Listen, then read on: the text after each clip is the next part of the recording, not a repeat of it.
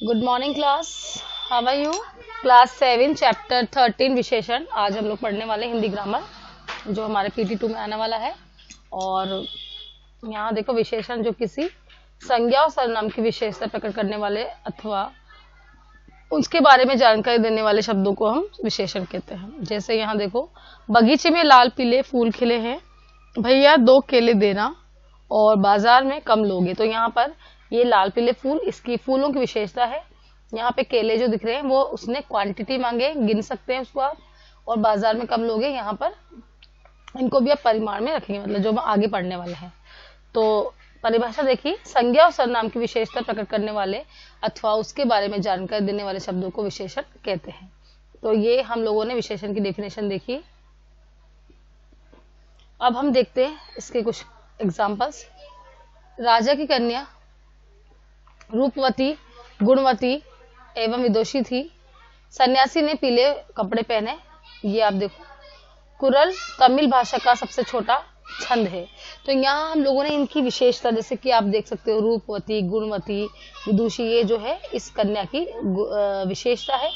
और पीले रंग के कपड़े भी यहाँ पर जो है गुण में आ रहे हैं।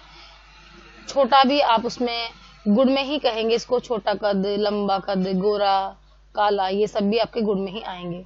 तो अब हम देखते हैं आगे विशेषण के भेद। तो विशेषण के 4 भेद हैं। पहला है गुणवाचक विशेषण, दूसरा संख्यावाचक विशेषण, तीसरा परिमाणवाचक, चौथा सार्वनामिक या संकेतवाचक विशेषण। तो वे शब्द जो संज्ञा सर्वनाम के रूप, रंग, गुण, दोष, आकार, प्रकार अथवा अवस्था, दिशा, काल, स्वाद आदि का बोध कराते हैं, गुणवाचक विशेषण कहलाते हैं। तो विजय शरारती लड़का है, अमिताभ बच्चन बहुत लंबे हैं, हिमालय सबसे ऊंचा पर्वत है, सरोवर में लाल कमल खिले। तो ये सब जो चीजें हैं ये आप किस में कह सकते हो, ये इनकी विशेषता गुण बता रहा है ना।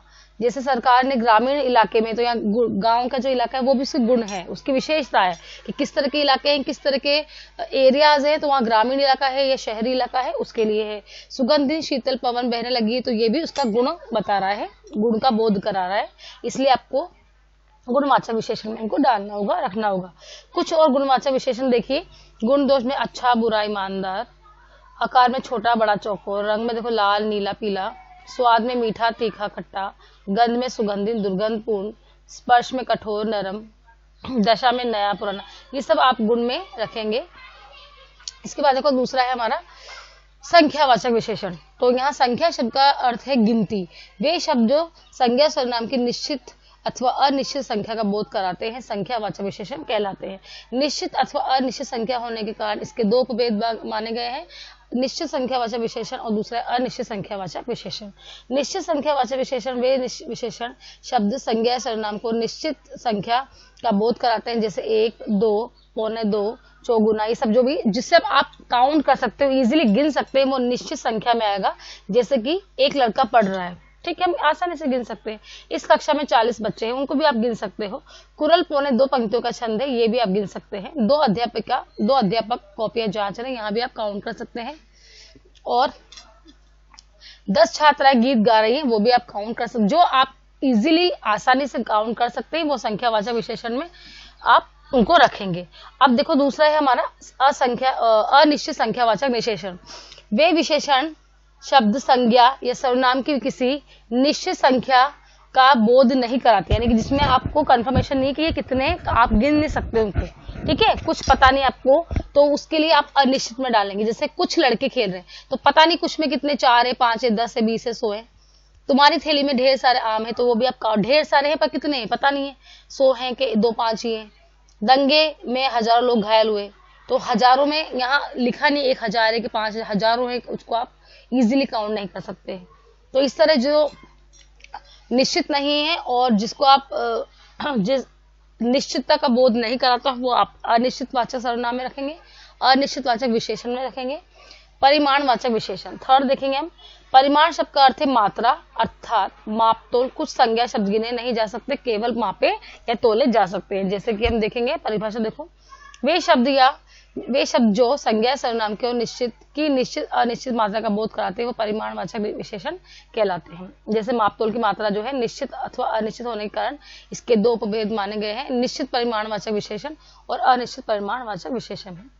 तो निश्चित देखो, बाजार से 3 किलो चावल ले आओ, ठीक है, निश्चित कन्फर्म है कि 3 किलो ही लेने हैं। परिमाण चावल को वैसे आप अगर मुट्ठी में दे, एक मुट्ठी चावल लाना, तो एक मुट्ठी में आप उनको काउंट नहीं कर सकते, क्योंकि सबके हाथ का जो साइज है, आकार है, वो अलग अलग होता है, तो उसको आप गिन नहीं सकते, इसलिए इसको परिमाण, क्योंकि वो आप मात्रा में आ रहा है वो आपका, ठीक है। जैसे आप 100 ग्राम शहद लाओ, तो 100 ग्राम शहद को आप गिन नहीं सकते, क्योंकि लिक्विड चीजें हैं वो, तो आप उसको गिन नहीं सकते, सिर्फ मेजरमेंट है आपके पास, तोल सकते हैं, माप कर सकते हैं उसका, तो वो किसमें आएगा, लेकिन वहां 100 ग्राम कन्फर्म है कि 100 ग्राम ही लाना है। 10 तोले सोने का कड़ा बनाओ, तो यहाँ कन्फर्मेशन मिल रहा है हमको, वह 1 लीटर दूध लेके आना है, वो भी हमें कन्फर्म मिल रहा है। जैसे अनिश्चित में देखेंगे हम कि वे विशेषण संज्ञा शब्द जो सर्वनाम की अनिश्चित मात्रा का बोध कराते हैं, जैसे थोड़ा सा, 50 मन, कई किलो आदि।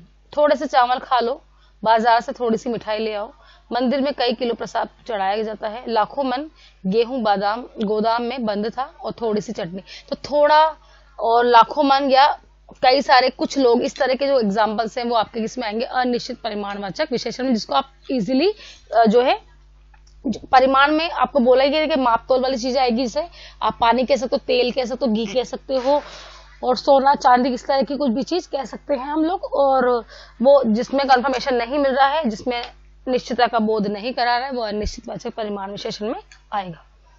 अब देखो यहाँ पे संख्यावाचक विशेषण और परिमाणवाचक विशेषण में क्या अंतर है, किस तरह हम उसको जान सकते हैं। संख्यावाचक विशेषण एवं परिमाणवाचक विशेषण में सबसे प्रमुख अंतर यह है कि संख्यावाचक विशेषणों में गणनीय संज्ञा शब्दों की निश्चित अथवा अनिश्चित संख्या बताई जाती है, जबकि परिमाणवाचक विशेषण में अगणीय जातिवाचक संज्ञा शब्दों को की निश्चित अथवा अनिश्चित मात्रा का बोध कराया जाता है। जैसे मैदान में 10 लड़के खेल रहे हैं, निश्चित संख्यावाचक विशेषण। मेरी कमीज में 2 मीटर कपड़ा लगता है, निश्चित परिमाणवाचक विशेषण है। कुछ लड़कियां गीत गा रही है, अनिश्चित संख्यावाचक है।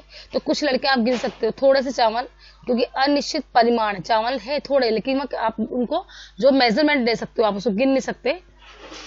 थोड़ी सी मिठाई लाया हूं, तो थोड़ी सी में पता नहीं कितनी थोड़ी है, तो वो भी परिमाण में ही आएंगी। बंदर 2 केले, तो यहाँ पे आप गिन सकते हैं, 2 है, संख्या का बोध करा रहा है। तो इस तरह जहां पे आपको संख्या का बोध होता है, वो आप संख्यावाचक विशेषण में, और जहां आप जिन चीजों को आप तोल नहीं सकते, जहां जिन चीजों को आप गिन नहीं सकते, वहां आपका जो है जिन उनकी मात्रा और मापतोल के आधार पर उनको परिमाणवाचक विशेषण में रखेंगे। अब चौथा हम पढ़ रहे हैं सार्वनामिक और संकेतवाचक विशेषण। वे सर्वनाम शब्द जो विशेषण के रूप में प्रयोग किए जाते हैं सर्वनामी विशेषण संकेतवाचक विशेषण कहलाते हैं। इसमें सर्वनाम शब्दों के साथ जातिवाचक संज्ञा का प्रयोग भी किया जाता है। जैसे कौन सी फिल्म देखने चलोगी, वह इमारत बहुत ऊंची है, वह यह है, तो यह सार्वनामी, क्योंकि जो मतलब विशेषण से पहले किसी सर्वनाम का प्रयोग हो रहा है वो सार्वनामी विशेषण कहला सकता है। आप इसको ऐसे भी समझ सकते हैं, जैसे यहाँ पे इमारत बहुत ऊंची, यानी उसकी विशेषता बता रहा है इमारत की, उससे पहले वह वर्ड आ गया है, तो वो किसमें आएगा, आपका वह सर्वनाम है, और वो किसमें आ गया, सार्वनामिक विशेषण में आ गया है, इसलिए इसको सार्वनामिक विशेषण कहते हैं। जो लड़का यहाँ आया था वह मेरा पुत्र है, तो ये जो है वो भी आपका किसमें आएगा, सर्वनाम। यह पंखा बहुत तेज घूमता है, ये भी आपका सार्वनामिक विशेषण में कहलाएगा। तो इस तरह बच्चों अब देखो सार्वनामिक विशेषण और सर्वनाम में जो है अंतर। जब यह वह कौन किस आदि सर्वनाम संज्ञा से पहले आकर उसकी विशेषता बताते हैं। जब यह वह कौन किस आदि सर्वनाम संज्ञा से पहले आकर उसकी विशेषता बताते हैं तो वे सर्वनामिक विशेषण कहलाते हैं। जब यह वह कौन किस आदि सर्वनाम शब्दों का प्रयोग संज्ञा के स्थान पे होता है तो वे सर्वनाम कहलाते हैं। जैसे यह मेरी किताब है, ठीक है, कन्फर्म है। वह बहुत होशियार है, संज्ञा के स्थान पे आ रहा है। यह फ्रॉक बहुत मुझे पसंद है, उसने अर्पित से झगड़ा किया, ये सब आपकी किसमें, संज्ञा से पहले आ रहे हैं। विशेषण शब्दों के रूप में परिवर्तन। लिंग में देखो कैसे, कोआ काला होता है तो काला होता है, यहाँ पे होता है तो ये किसका पुल्लिंग, कोयल काली होती है, स्त्रीलिंग का बोध करा रहा है, ठीक है।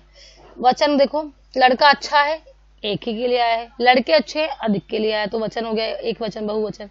कारक देखो, उस लड़की ने काला सांप देखा, काले सांप ने चूहे को पकड़ लिया, तो ये पकड़ लिया किसके लिए, के लिए, संप्रदान के लिए, और यहाँ किसके लिए आया, उस लड़की ने, तो कर्ता नहीं, यहाँ पे लड़की क्या होगी, कर्ता कारक। तो इस तरह हम लोगों ने ये भी जाने हैं। विशेषणों की रचना देखो, सर्वनाम संज्ञा सर्वनाम क्रिया अवयव शब्दों के साथ उपसर्ग या प्रत्यय लगाने से विशेषण शब्दों की रचना होती है। जैसे निर प्लस भय, दुर प्लस दुर्बल, दुर प्लस बल दुर्बल, कु प्लस पुत्र कुपुत्र। तो ये निर, दुर और कु है, ये क्या है, उपसर्ग है, और उसमें मूल शब्द जोड़कर क्या बन गए हैं, वो विशेषण बन गए हैं। ऐसे प्रत्येक योग से को धर्म प्लस जो है एक धार्मिक, बल प्लस शाली जो है ये भी विशेषण था, और उसमें प्रत्यय जोड़कर वो क्या बन गए विशेषण। यहाँ पे ये मूल शब्द धर्म, उसमें ये एक जोड़कर धार्मिक जो है विशेषण बन गया है। उपसर्ग देखो, उपसर्ग प्रत्यय दोनों के योग से बने हुए विशेषण है। सम प्लस मान प्लस इत सम्मानित, ठीक है। अ प्लस न्याय प्लस ई अन्याय, तो इस तरह हम लोगों के जो है ये उपसर्ग प्रत्यय दोनों के योग से बने शब्द विशेषण देखे हमने। संज्ञा से विशेषण शब्द बनाना, शब्द रचना, अंक से अंकित, कल्पना से काल्पनिक, अनुवाद से अनुदित, खेल से खिलाड़ी, आयु आयुष्मान, दया दयालु, ईर्ष्या ईर्षालु, नगर नागरिक, ऋण ऋणी, ओज ओजस्वी, अनुकरण अनुकरणीय, कृपा कृपालु, आदर आदरणीय, तप तपस्वी, ईश्वर ईश्वरी। तो ये कई सारे हम लोगों ने यहाँ जो है सर्वनाम से विशेषण देखो, वह का वैसा, जो जैसा, मैं मुझ सा। इसके बाद क्रिया से देखो, क्रिया से विशेषण शब्द बनाना, लिख लिखित, पट पटित, कथ कथित, रख रखने वाला, चलना चालू, आगे अगला, भीतर भीतरी और ऊपर ऊपरी। तो इस तरह हम लोगों ने यहाँ देखा। अब देखो विशेषणों की अवस्था क्या है, मूलावस्था, उत्तरावस्था और उत्तमावस्था। तो यहाँ पे देखो मूलावस्था जो मुख्य अवस्था है, और ये आपकी जो एज इट इज ही रहती है। उत्तरावस्था में देखो इसकी ट्रिक होती है, इसमें पीछे तर लिखा आता है, वो उत्तरावस्था आ रही हूँ, और उत्तमावस्था में आपका तम लगा होता है, ये आपकी जो है उत्तमावस्था है। इस तरह आप देखो प्रविशेषण और जानते हैं हम, विशेषण शब्दों की विशेषता बताने वाले शब्द प्रविशेषण कहलाते हैं। प्रविशेषण का शाब्दिक अर्थ है विशेषण से पहले आने वाले गुणवाचक, परिमाणवाचक या संख्यावाचक शब्द। जैसे मेरा सबसे बड़ा भाई डॉक्टर है, बहुत काली रात थी, इस बार हल्की सर्दी पड़ी। तो ये सारे जो हाईलाइट वर्ड्स यानी कि विशेषण की भी विशेषता, बहुत, काली, सबसे, हल्की, बड़े, खूब, ये सारे शब्द जो आपके प्रविशेषण कहलाएंगे। तो बच्चों आज हम लोगों ने विशेषण शब्द चैप्टर पढ़ लिया है, और विशेषण के कितने भेद है, 4 भेद है हमने जाने। जो हमने ये विशेषण चैप्टर कंप्लीट कर लिया, आप लोग इनको पढ़ेंगे, वीडियो को देखेंगे और याद करेंगे। Okay, bye children.